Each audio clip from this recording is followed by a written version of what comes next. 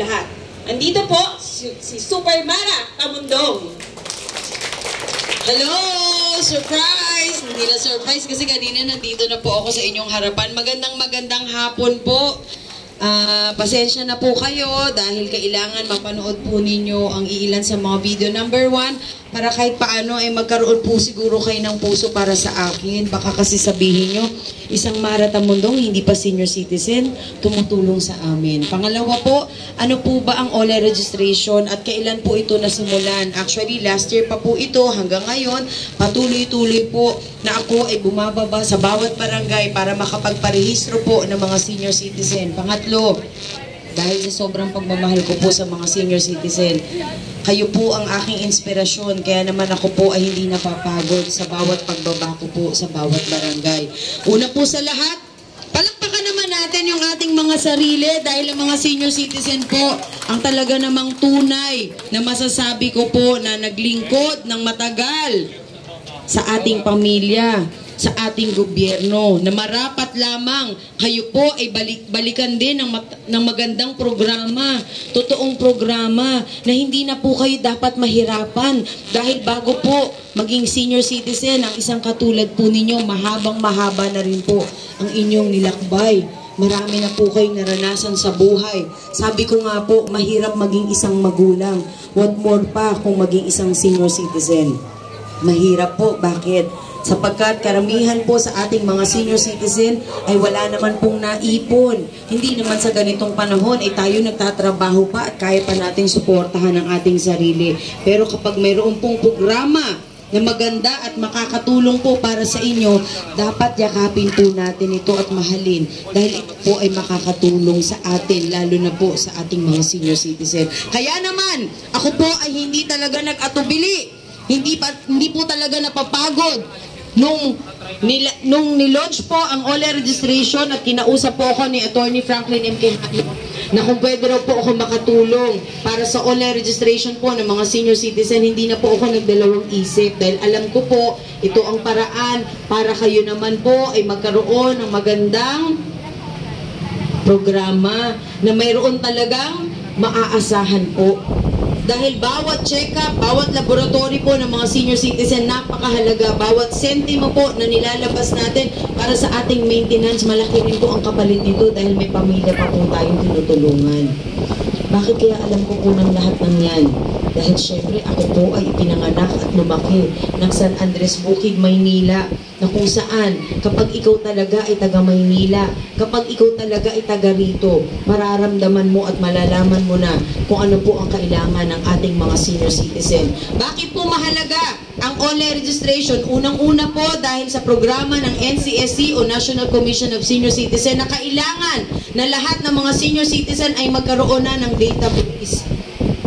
Para hindi naman palagi kayo nag-fill up ng forms. Every time may programa, at least ito po ang magiging basihan ng ating gobyerno, ng ating NCSC, para kung ano po yung mga programa na dapat matutukan sa ating mga senior citizen. At tandaan po ninyo na ang National Commission of Senior Citizen ay tahanan po ng mga senior citizen. Ito po ay sarili ninyong ahensya. Alam niyo po ba yun na ito po ay para sa inyo talaga? Hindi na po kayo maliligaw na kung saan po kayo lalapit dahil ito po ay tututok para sa ating mga senior citizen. Ang NCSC po ay Office of the President na kung saan nagbaba na po ng 43 billion pesos ang mahal na Pangulong Bongbong Marcos para sa health insurance na mga senior citizen, na bawat senior citizen ay entitled sa 5,000 pesos na health insurance na kung saan ano po ba ang health insurance?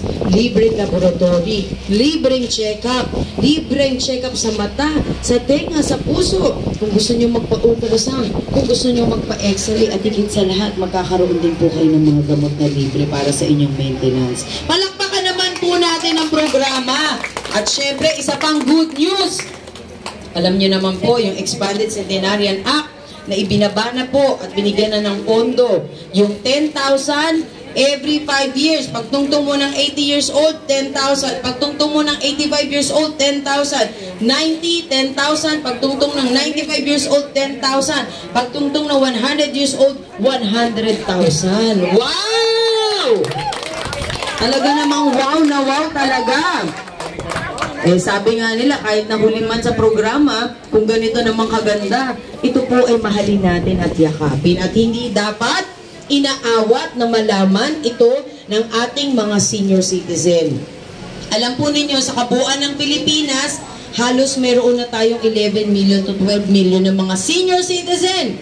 At nadadagdagan pa araw-araw dahil syempre may nagbo-birthday. Welcome to the 60s Club. Wow, 60 pataas na club.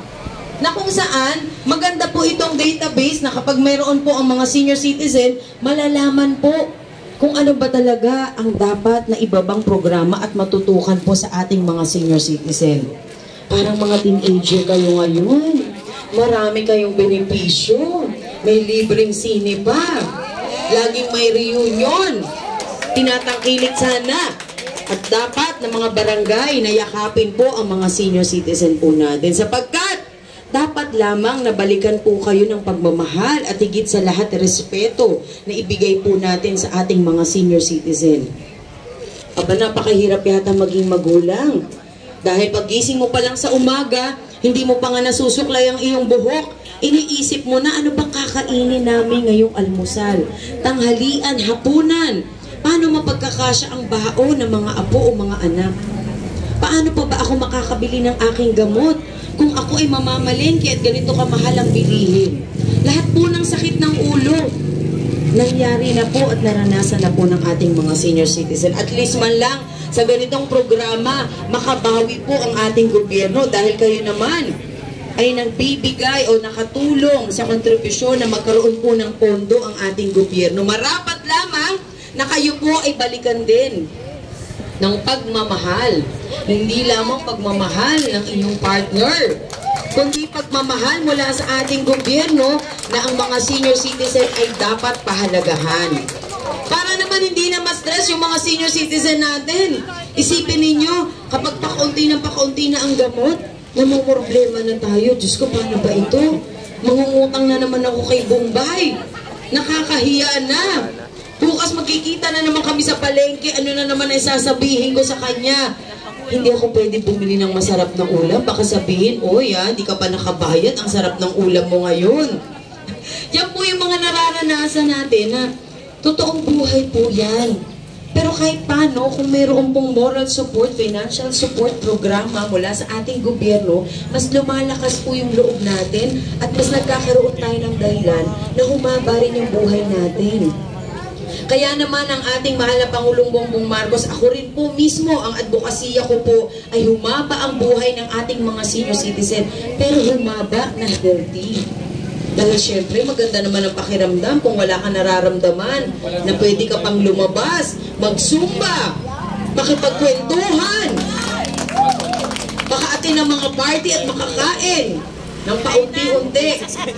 Huwag lang yung sobrang bawal na bawal. Diba? Kasi iisa lang po ang buhay natin. Dapat kahit paano po, ma-enjoy natin ang ating sarili. Habang tayo naman din ay naglilingkod at nagbibigay ng pagmamahal sa ating kapwa. Kaya naman si Mara Tamundong, hindi napagod. Kahit na maraming umaawat, na ito po ay sabihin ko sa ating mga senior citizen. Ang iniisip ko po ang sitwasyon ng mga senior citizen kung hindi po ang aking sarili. Dahil sabi ko nga po, syempre hindi naman maiiwasan na mapupolitika ka. Pero kung wala ka namang ginagawang masama at ang tulong mo naman ay para sa kabutihan ng lahat, bakit ka matatakot?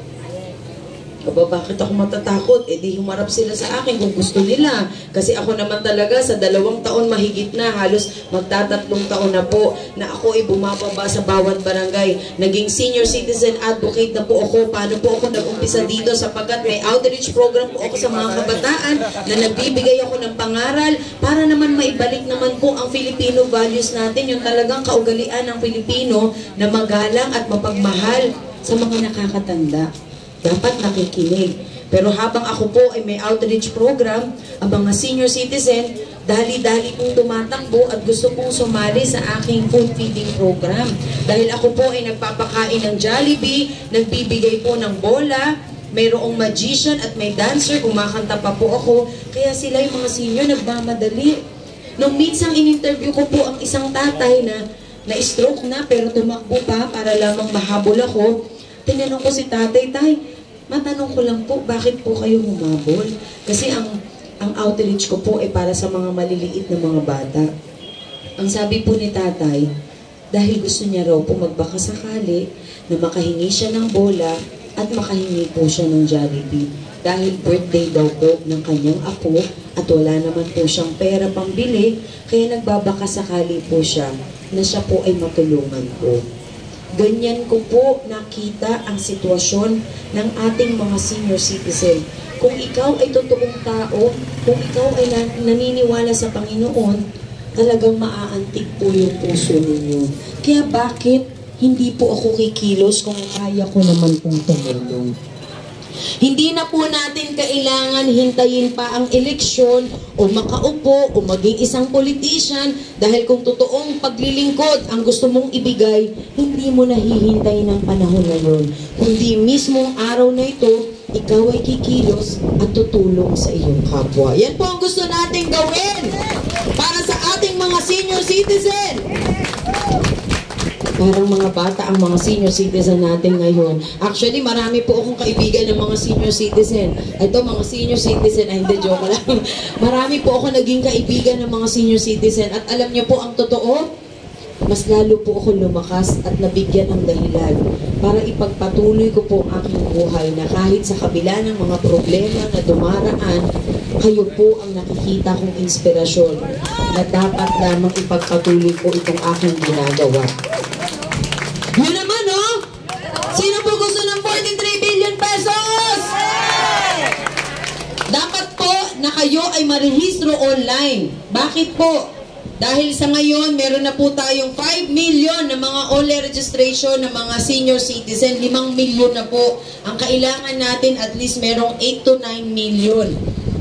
Para maibaba na po ang budget dahil nandyan na po, ready na para sa inyo. Ang hinihintay na lamang po, yung mga totoong pangalan ng mga senior citizen na makikinabang po para dito sa inyong health insurance na nagkakahalagang 43 billion pesos!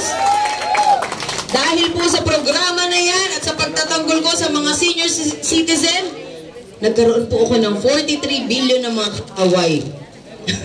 Pero sa kabila nito, ang 43 billion ay gusto ko po mapunta sa bulsa ng mga senior citizen. Na marapat lamang, matikman na natin ang totoo at direktang benepisyo para sa ating mga senior citizen. Yehey! Naku, pagka nandyan na po yung 43 billion, huwag nyo naman akong kalimutan. Sasamahan ko po kayo. Para naman lahat ng mga senior citizen natin, makita po natin kung gaano kasaya ang mararamdaman nila sa oras na ito po ay ibinabana po para sa inyo. At higit sa lahat, yung 10,000 every 5 years. Nako, sana magdasal po tayo talaga na madagdagan pa na madagdagan. Dahil ang NCSC po ay gumagawa ng mga programa, livelihood program na makakatulong po sa mga senior citizen, yung mga activities po na makakatulong sa mga senior citizen na mas maging healthy pa. Tandaan po ninyo, ang lahat ng ito ay ginagawa po para sa ating mga senior citizen na marapat lamang bigyan ng tunay na paglilingkod. Kaya naman, nandito po ang ating mga volunteers na mga encoders na syempre may mga magulang kaya nagmamahal, ganun din po ako, na siya pong magre-rehistro po sa inyo. Ang kailangan lamang sa huli ay mapicturean po kayo, hawak ang inyong ID, tapos bibigyan po kayo ng RRN number na kung saan ito po ay itatago ninyo para ma-verify po kapag nandito na ang programa na kayo talaga ay rehistrado na. Yung RRN number ay registered reference number na magsasabi na kayo po ay rehistrado na. At huwag po kayong matatakot sagutin ang online registration dahil lahat naman po ng ito ay magiging pasyente ng mga susunod pang programa para sa inyo. Kailangan lamang masagot po ninyo yung mga gamot na iniinom, ano pong nararamdaman ng senior citizen, ano po ang kalagayan ngayon ng senior citizen. Lahat po ng ito ay papasok sa system ng NCSC. Wala pong kinokolekta na forms o pinapamigay ang National Commission of Senior Citizen. Kaya po ito tinawag na online registration dahil kailangan face-to-face po ang mga senior citizen. Kasi sa totoo lamang, may mga nag-report na po sa amin na may namimigay na ibang politician na mga forms, tapos pinapasulat ng senior and then kukunin nila. Hindi po ganon, illegal po yun, bawal po yun, dahil lalabag sila sa Data Privacy Act. Dahil ang online registration ay online po. Kaya naman yung mga encoders natin, may mga cellphone na kung saan kayo po ay i-assist para makapagparehistro online. Siyempre, kung malabo na ang mata ni nanay o hindi na niya kaya magpindot, sila po ang magtutulong sa inyo para ito po ay maipasok sa NCSC. At kailangan po may picture, kasama ang inyong ID, dahil ito rin po ay security ninyo na magsasabi na lahat ng mga nakarehistro ay totoong senior citizen at talaga namang kayo po ang dapat tumanggap ng inyong benepisyo. Kaya maganda rin po na kayo ay makapagparehistro o kung may mga kamag-anak po kayo na hindi pa alam ang online registration, pwede po kayo mag-visit sa online na www.ncsc.gov.ph na kung saan, kung kaya nyo po magrehistro online, pwede po. Kung mayroon kayong anak na magre-rehistro sa inyo, pwede rin po. Basta, hindi po pwede ang hindi family. Dahil lalabag nga po sila sa Data Privacy Act. Kaya inuulit ko po, wala po kaming binibigay na forms at wala pong kinukolekta na forms ang National Commission of Senior Citizen. Dahil tandaan po ninyo, ito po ay national program mula sa ating mahal na Presidente Bongbong Marcos.